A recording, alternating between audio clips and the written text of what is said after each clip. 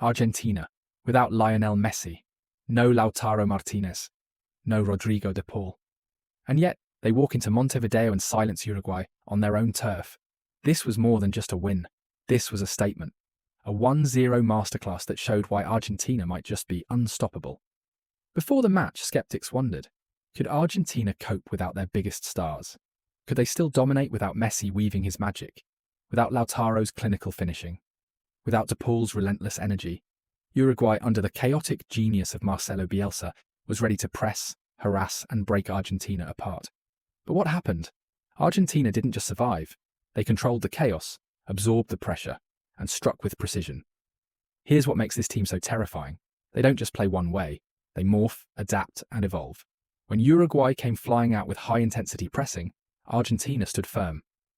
They absorbed the pressure, stayed compact, and refused to be rattled. Then, as the second half began, they shifted gears. Boom, attack mode activated. The breakthrough, Thiago Almada, a name many might overlook, but not anymore. The young playmaker stepped up in the absence of Argentina's biggest stars and delivered when it mattered most. His composure, vision, and ice-cold finish sealed the game. What's even scarier for the rest of the world? Argentina isn't just Messi anymore.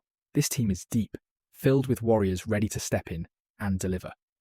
This isn't the Argentina of the past where everything crumbled without their talisman. This is a machine. Scaloni has built something special, a squad where if one player is missing, another steps up. They have 30 to 35 players who can slot in without missing a beat. That's the kind of depth that wins back-to-back World Cups. And what about Uruguay? Bielsa's philosophy is built on chaos, high energy, and relentless pressing.